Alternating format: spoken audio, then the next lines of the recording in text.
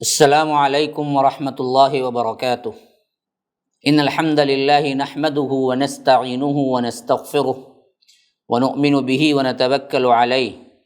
ونعوذ باللہ من شرور انفسنا ومن سیئات اعمالنا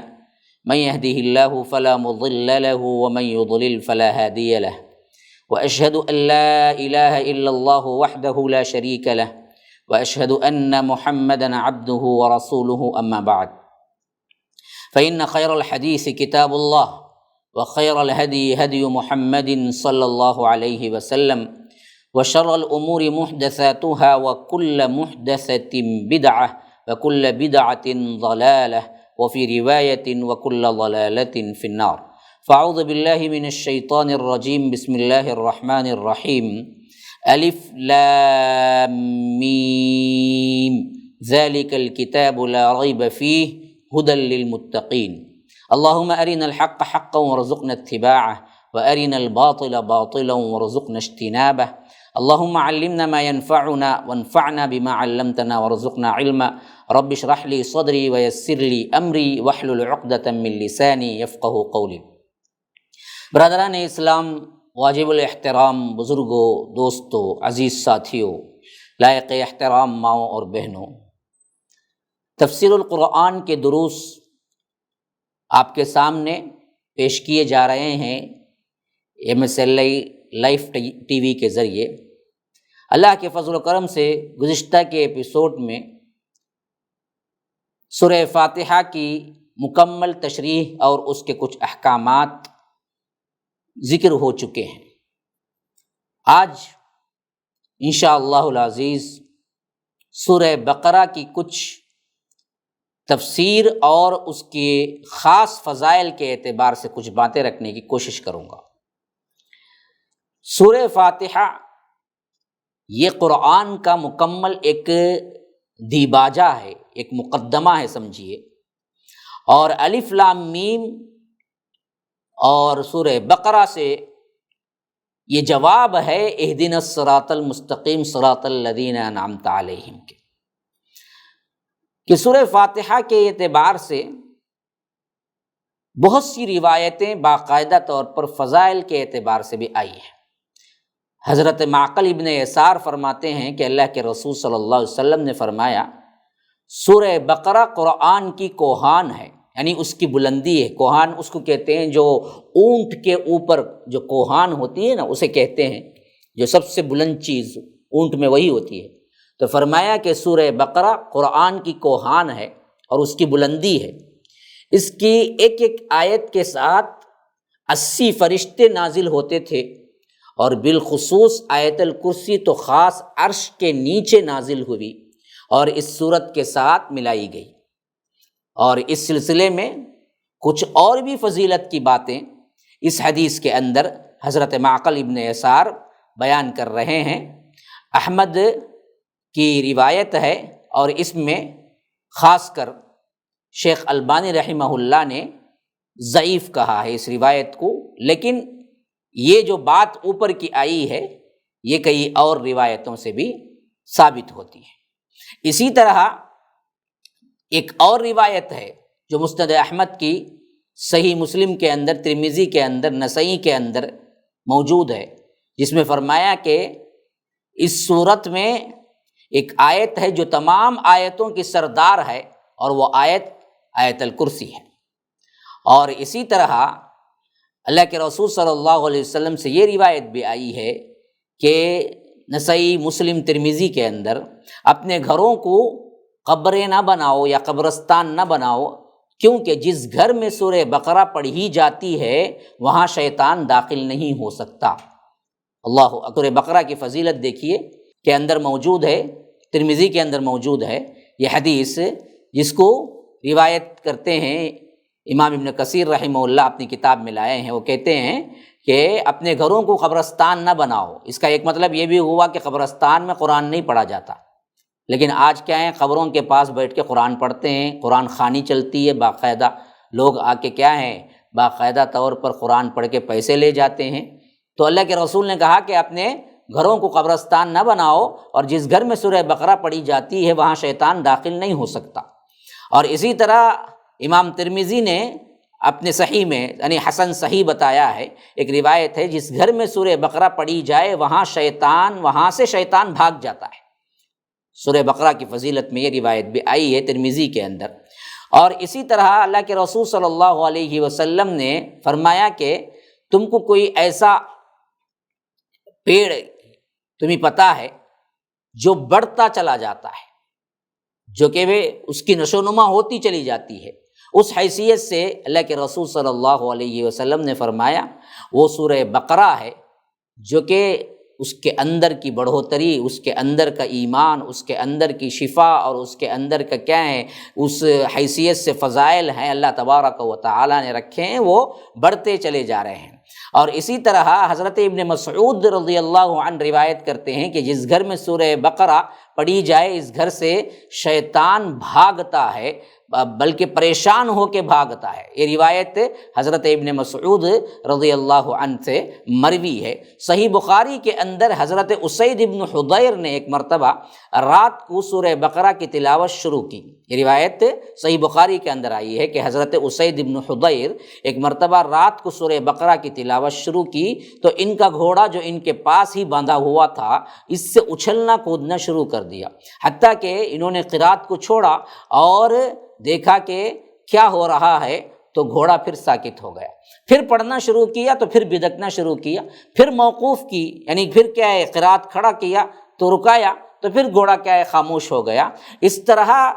2-3 مرتبہ ہوا، حتیٰ کہ وہ کہتے ہیں کہ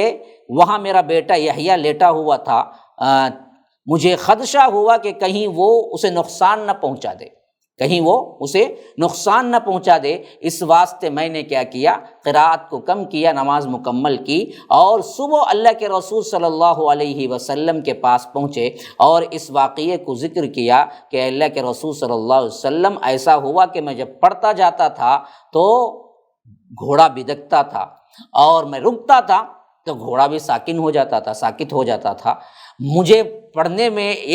اس واسطے دشواری ہوئی کہ میرا بیٹا بالکل بغل میں لیٹا ہوا تھا وہ گھوڑے کے، کہیں وہ نقصان نہ پہنچا دے، اس واسطے میں خاموش ہو گیا۔ تو یہاں پر دیکھیے اللہ کے رسول صلی اللہ علیہ وسلم نے کیا فرمایا حضرت اسید ابن حضیر سے، فرمایا کہ اسید پڑھتے چلے جاؤ۔ کیوں؟ کہا کہ تیسری مرتبہ کے بعد یحییٰ کی وجہ سے میں نے بالکل پڑھنا بند کر دیا اور نگاہ جو اٹھائی، جب اللہ کے رسول سے کہا کہ پڑھتے چلے جاؤ، اللہ کے رسول نے تو کہا کہ اللہ کے رسول میں نے رکائی اس واسطے، اور میں باہر نکل کے دیکھا تو کیا دیکھتا ہوں کہ ایک نورانی چیز سایہ دار ابر کی طرح بالکل روشن اوپر کی طرف جا رہی ہے، ایک روشنی ہے جو کہ کیا ہے وہ دیکھتے دیکھتے اوپر کوڑ گئی۔ تو اللہ کے رسول صلی اللہ علیہ وسلم نے فرمایا کہ جانتے ہو وہ کیا ہے؟ فرمایا کہ اللہ کے رسول آپ بتائیے کیا ہے؟ فرمایا کہ یہ فرشتے تھے جو تمہاری آواز کو سن کر قریب آ گئے تھے، اگر تم پڑھنا نہیں روکتے تھے تو وہ صبح تک یوں ہی رہتے، ہر شخص دیکھ سکتا تھا، کسی سے وہ نہیں چھپتے تھے، اگر تم پڑھتے چلے جاتے نہ رکاتے۔ یہ بخاری کے اندر موجود ہے روایت، جس سے حضرت اسید ابن حضیر کی قراءت کا اندازہ بھی ہو سکتا ہے اور ساتھ ساتھ سورہ بقرہ کی فضیلت اور اس کا مرتبہ بھی معلوم ہو سکتا ہے کہ جہاں اس کی تلاوت ہو وہاں فرشتے آتے ہیں۔ ہاں ہمارے ہاں تو کیا ہے جی، قرآن کی تلاوت تو بہت کم گھروں میں سنائی دیتی ہے، گانے بجانے، موویز، ٹی وی اور نت نئی قسم کے کیا ہیں ہمارے پاس آوازیں ہیں جو سن کے خوش ہوتے ہیں، لیکن کبھی ہمیں کیا ہے سورہ بقرہ سننے کی توفیق نہیں ہوتی، اور بعد میں ہمارے ہاں پریشانیاں لے کے لوگ پہنچتے ہیں کہ مولوی صاحب فلاں ہو گیا، فلاں چیخ سنائی دے رہی ہے، رات میں نیند نہیں آ رہی ہے، بچے کیا ہیں بڑے نافرمان بن گئے ہیں، آپ نے بچپن میں انہیں سکھایا کیا، سنایا کیا؟ ویسے ہی تو بنیں گے، جو سنایا اور جو سکھایا گیا وہی تو کیا ہے معاملہ، وہ سنیں گے اور عمل کریں گے نا جی۔ تو اس حیثیت سے سورہ بقرہ کی بڑی اہمیت ہے کہ خاص تلاوت کرنا روزانہ، اور یہ بات بھی اللہ کے رسول صلی اللہ علیہ وسلم نے سورہ بقرہ کے سلسلے میں بہت ہی اہمیت کے ساتھ بیان کی کہ جس گھر میں یہ پڑھی جاتی ہے وہاں شیطان نہیں آتا۔ اب جتنے سحر کے اور جتنے اثرات کے معاملات ہیں جو جعلی پیروں کے ہاتھوں ہتھے چڑھ جاتے ہیں اور لاکھوں کا کیا ہے ایمان بھی گنواتے ہیں، پیسے بھی گنواتے ہیں، ان سب کے لیے ایک بہت بڑی نصیحت اور میسیج ہے اس حدیث کے اندر کہ کہیں جانے کی ضرورت نہیں ہے۔ اگر کوئی کچھ پریشانی ہے گھر کے اندر تو وہاں بقرہ پڑھا کرو، مکمل سورہ بقرہ کی اگر نہیں ہو رہی ہے کیفیت تو کم از کم تلاوت سن سکتے ہیں، نہ کسی کی بھی تلاوت لگا سکتے ہیں، ان کی تلاوت سن سکتے ہیں، یا نہیں تو مکمل بقرہ بھی پڑھ سکتے ہیں، کوئی مسئلہ نہیں ہے۔ اگر آپ بیٹھ جائیں اور اچھی طرح قرات آتی ہو تو سورہ بقرہ مکمل پڑھنے کے لیے آپ کو 2.5-3 گھنٹے لگیں گے، اچھی طرح اس کے آداب، اس کے شروط وہ سب ادا کرتے ہوئے۔ لیکن مسئلہ یہ ہے کہ ہمیں قرآن پڑھنا ہی نہیں آتا ہے، تو پھر کہاں سے ہم کیا سورہ بقرہ پڑھیں گے؟ پڑھنا ہی نہیں آتا ہے۔ تو یاد رکھیے کہ یہ چیز ہم اہتمام کے ساتھ رکھیں تاکہ ہمیں معلوم ہو کہ اللہ تبارک و تعالیٰ کے قرآن کریم میں شفا ہے، شفا۔ وَنُنَزِّلُ مِنَ الْقُرْآنِ مَا هُوَ شِفَاءٌ وَرَحْمَةٌ لِّلْمُؤْمِنِينَ کہ فرمایا کہ اللہ تبارک و تعالیٰ نے یہ شفا ہے، یہ رحمت ہے مومنین کے لیے، لیکن ہم لینا ہی نہیں چاہتے ہیں تو کیا کریں گے؟ ہم تو مائل بکرم ہیں، کوئی سائل ہی نہیں۔ اللہ تبارک و تعالیٰ تو دینا چاہتا ہے، بلاتا ہے، لیکن مانگنے والا ہی نہیں ہے تو کیا کہاں سے ملے گا تمہیں؟ جن کے پاس کچھ ہے ہی نہیں ان کے پاس جا کے ہاتھ اٹھاتے ہیں، بھیک مانگتے ہیں، یہ بڑے ہیں، بڑے پیر ہیں، فلاں صاحب ہیں، حالانکہ کیا ہے ان کے پاس دینے کی کوئی قوت اللہ نے نہیں دی ہے۔ اللہ تبارک و تعالیٰ کے پاس تمام قوتیں ہیں۔ تو غرض آئیے بسم اللہ الرحمن الرحیم، اللہ کے نام سے شروع جو بڑا مہربان نہایت رحم والا ہے۔ الف لام میم، یہ حروف مقطعات ہیں۔ الف لام میم، یہ 3 حروف کو ہمیشہ کاٹ کر ہی پڑھے جائیں گے جو سورت کے ابتدا میں آتے ہیں۔ ان حروف کو حروف مقطعات، کاٹ کر پڑھے جانے والے حروف اس واسطے کہتے ہیں کہ اس کو کوئی بھی علم نہیں پڑھتا، الف لام میم ہی پڑھے گا۔ جو سورت کے شروع ہی میں آتے ہیں، درمیان میں کہیں نہیں آئے ہیں، اور ان صورتوں میں حروف مقطعات والی صورتوں میں عمومی طور پر جو پورے قرآن کو دیکھنے سے معلوم ہوتا ہے کہ کہیں 1 حرف بھی آیا ہے، کہیں 2 بھی آیا ہے، کہیں 3 آیا ہے، کہیں 4 آیا ہے، کہیں 5 حرف آئے ہیں، لیکن 5 سے زیادہ کسی بھی سورت کے ابتدا میں نہیں آئے۔ جیسا کہ سورہ قلم میں شروع ہوا، نون 1 حرف ہے، اسی طرح سورہ صاد ہے، صاد 1 ہی حرف ہے، یہاں سے کیا ہے سورہ شروع ہوا 1 حرف کا۔ اسی طرح 2 حروف آئے ہیں، جیسا کہ طٰہ ما انزلنا علیک القرآن، طٰہ 2 حرف ہیں، 2 حرف سے شروع ہوا ہے سورہ طٰہ۔ اور اسی طرح 3 حرف آئے ہیں، الف لام میم، جیسا کہ یہ بھی سورہ کیا ہے الف لام میم، 3 حرف سے شروع ہوا ہے۔ اور اسی طرح 4 حروف بھی آئے ہیں، الف لام میم را، جیسا کہ سورہ اعراف شروع ہوا ہے، الف لام میم را، یہ 4 حروف ہو گئے جس سے سورہ اعراف شروع ہوا ہے۔ کتاب انزل الیک فلا یکن فی صدرک حرج منہ، یہ سورہ اعراف۔ ابھی 5 جس سے کیا ہے مریم شروع ہوا ہے، سورہ مریم، کاف ہا یا عین صاد۔ اسی طرح شورى شروع ہوا، حا میم عین سین قاف، یہ حامیم عین سین قاف سورہ شورى ان الفاظ سے شروع ہوا ہے۔ اور اسی طرح کیا ہے مریم 5 ایک ہی ساتھ 5 حروف آئے ہیں، کاف ہا یا عین صاد۔ تو یہ تمام جو حروف مقطعات سے شروع ہونے والی صورتیں ہیں، اس کے صحیح معنی مفسرین نے بہت سے اقوال نقل کیے، لیکن صحیح تر بات یہ ہے کہ کوئی نہیں جانتا۔ اسی لیے بڑے بڑے مفسرین اس کے جواب میں، اس کی تفسیر میں صرف اتنا لکھے ہیں کہ اللہ اعلم بمرادہ، اللہ ہی جانتا ہے اس کا بہتر کیا مراد ہے، بہتر صحیح ترجمہ کوئی نہیں جانتا۔ بہت سی اقوال ہیں کہ الف سے یہ مراد ہے، میم سے یہ مراد ہے، فلاں سے یہ مراد ہے، ہاں جہاں پر کیا ہے الف آیا ہے وہاں پر یہ قصص بیان ہوئے ہیں، فلاں ہوئے، لیکن سیدھی سیدھی بات یہ ہے کہ کوئی نہیں جانتا صحیح ترین ترجمہ۔ تو جب کوئی نہیں جانتا تو قرآن نے یہ اسلوب کیوں اختیار کیا؟ یہ ایک بات ہے، بڑی سمجھنے کی بات ہے۔ جب اس کا معنی ہی نہیں معلوم تو آخر قرآن نے اس کو کیوں استعمال کیا؟ تو یاد رکھیے یہ قرآن کی عظمت پر دلالت کرتا ہے۔ وہ کیسے؟ آپ پوچھیں گے وہ کیسے؟ یہ اصل میں قرآن کے نازل ہونے پر مشرکین مکہ نے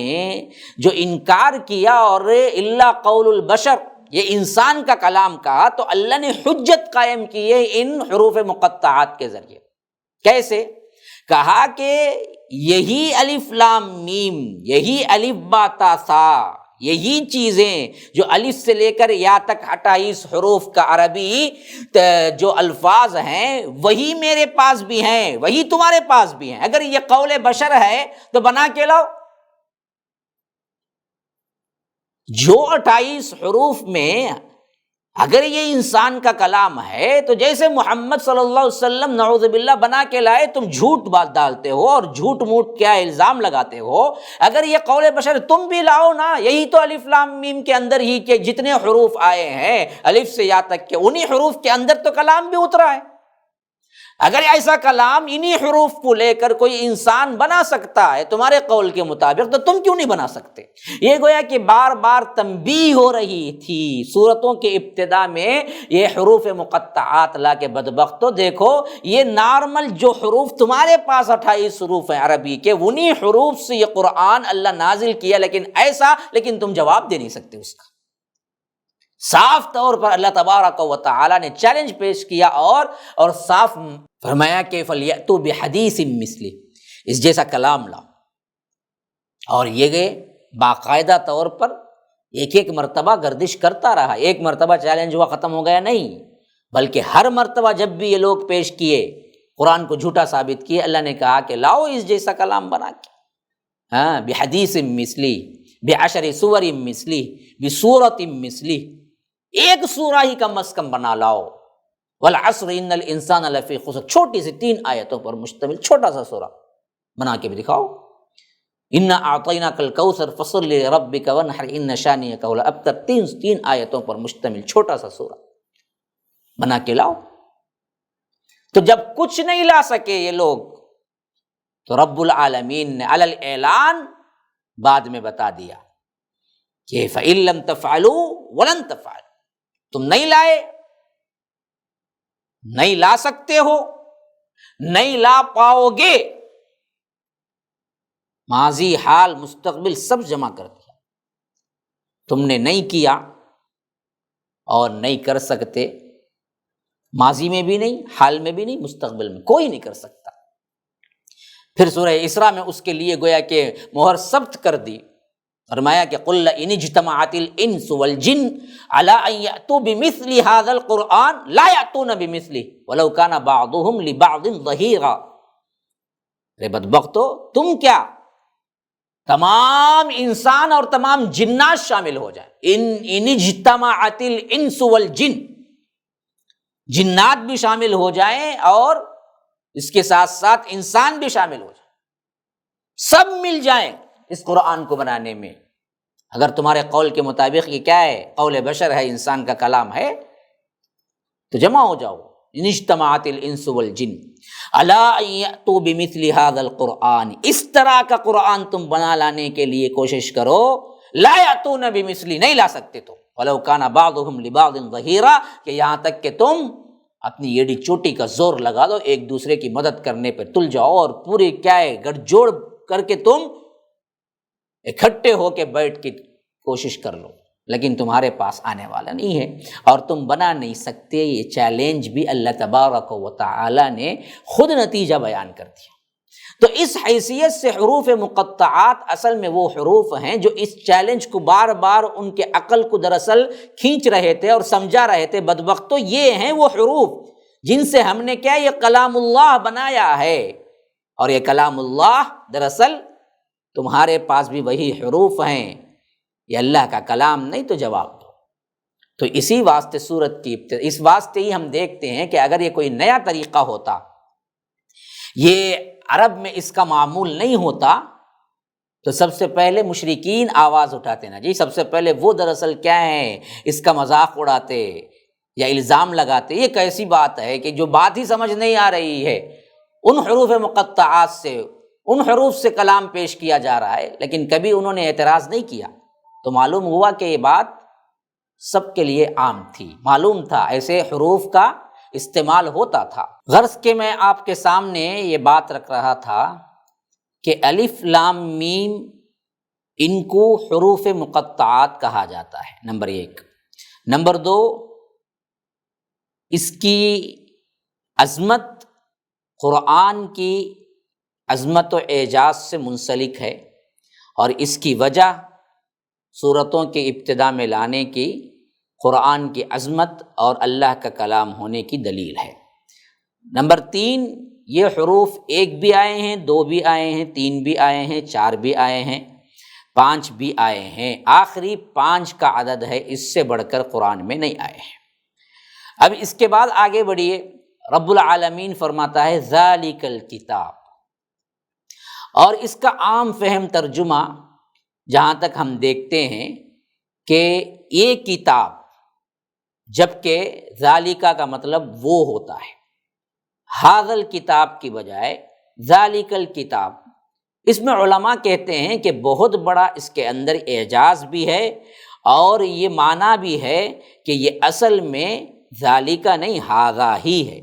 اس کے بارے میں خود ابن عباس تفسیر فرماتے ہوئے کہتے ہیں کہ یہاں ذالکہ کا مراد ہے ھذا، اور مجاہد، اکرمہ، سعید بن جبیر، سدی، مقاتل بن حیان، زید بن اسلم اور ابن جریج کا بھی یہی قول ہے کہ یہ دونوں لفظ ایک دوسرے کے قائم و مقام عربی زبان میں اکثر آتے ہیں۔ امام بخاری رحمہ اللہ نے بھی ابو عبیدہ سے یہی نقل کیا ہے۔ مطلب یہ ہے کہ ذالکہ اصل میں ہے تو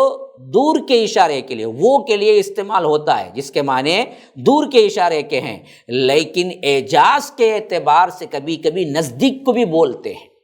ھذا کے معنی میں بھی استعمال ہوتا ہے۔ تو اس واسطے جو لوگ عامی ہیں یا جو لوگ نقص نکالتے ہیں، وہ دراصل کیا کرتے ہیں، سب سے پہلے اس بات کو چھوٹا سا کیا ہے، ابھی تھوڑی سی گرامر پڑھی ہے تو ان کو بات سمجھ نہیں آتی، اور وہ اٹھا ست قرآن پر کوئی کہ اعتراض کر رہی ہے، کیا ہے ذالکہ آنا نہیں چاہیے تھا، یہاں پر تو ھذا اصل میں کیا ہے، ھذا ہی کے معنی میں آیا ہے، یہ اعجاز کے اعتبار سے ذالکہ ہے۔ کہ فرمایا کہ اس کتاب کے نازل ہونے میں کوئی شک نہیں ہے، اس کتاب کے اتارے جانے میں کوئی شک نہیں ہے، اس کتاب کے اترنے کے بعد الف لام میم سورہ الحمد سے لے کر سورہ ناس تک کے اندر کوئی شک نہیں ہے، شک کی کوئی بات نہیں ہے، نہ اتارنے میں نہ کتاب کے، جیسا کہ رب العالمین قرآن کی یہ صفت دوسری جگہ بیان کرتا ہے، لا یأتیہ الباطل من بین یدیہ ولا من خلفہ، یہ وہ کتاب ہے جس سے باطل نہ آگے سے داخل ہو سکتا ہے نہ پیچھے سے، کوئی جھوٹ، کوئی غلط بات نہ پورے قرآن میں نہ اس کے اتارنے میں کوئی شک، لا ریب،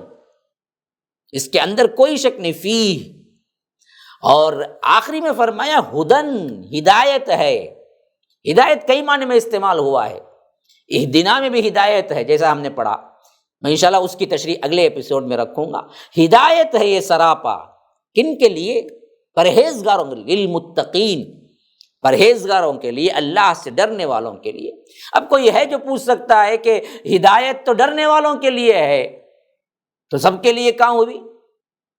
تو قرآن میں ہدایت تو صرف ڈرنے والوں کے لیے ہے، جو ڈرتا نہیں ہے اس کے لیے ہدایت ہی نہیں ہے،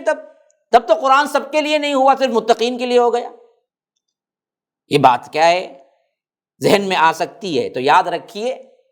یہ سب شیطان کے وساوس ہیں، انشاءاللہ اس کا جواب میں اگلے ایپیسوڈ میں آپ کو دوں گا، تب تک کے لیے مجھے اجازت دیجیے۔ ھذا وباللہ توفیق، صلی اللہ وسلم علی نبینا محمد، اسأل اللہ لی ولکم ولسائر المسلمین من کل ذنب فاستغفروہ انہ هو الغفور الرحیم، والسلام علیکم ورحمۃ اللہ وبرکاتہ۔